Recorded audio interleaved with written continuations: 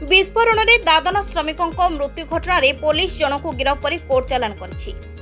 गंजाम जिला गांगपुर थाना अधीनस्थ जालखाई निकटस्थ बड़ नदी उपर चलता सेतु निर्माण स्थल में पथर विस्फोरण में डी चेना नारायण मूर्ति नामक जड़े श्रमिकों मृत्यु घटी बेले जड़े श्रमिक गुरुतर होते। एक घटना में पुलिस जड़े अभियुक्त को गिरफ्त कर कोर्ट चालान करिछि। गिरफ अभियुक्त जनक हेले कोदला थाना अंतर्गत दिगापड़ा ग्रामर जगन्नाथ दास बोली जनापड़ी। अभियुक्तों ठारू विपुल विस्फोरक सामग्री जबत होइथिबा थाना अधिकारी शुभलक्ष्मी पूजारी सूचना दैछन्ति।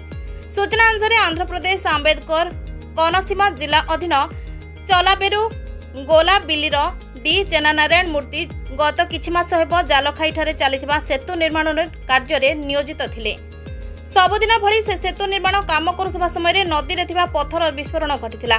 फल घटनास्थल ही चेना नारायण मृत्यु घटिथिबा बेले एन कृष्णा नामक जड़े श्रमिक गुरुतर होते। विस्फोरण भयावह एते अधिक रही जे चेना नारायण मूर्ति मृत शरीर अंग प्रत्यंग खंड खंड हो पड़ा। पर स्थानीय श्रमिकों सहायतार पुलिस खंड विखंडित मृतदेह जबत कर व्यवच्छेद भंजनगर मेडिकल पठाइथिला। व्यवच्छेद पर पुलिस मृतदेह को गाँ को पठाइबा सह पुओं एतला क्रमे पुलिस एक मामला रुजु कर तदंत जारी रखिथिला। ए घटना रे पुलिस जगन्नाथ दास को गिरफ्त कर कोर्ट चालान करछि। एहासह पत्थर विस्फोरण में व्यवहृत विपुल डिटोनेटर और जिलोटिन मध्य पुलिस जबत करछि। गांगपुर जिला प्रतिनिधि कृष्णचंद्र सामंतराय को रिपोर्ट नाउ ओडिशा।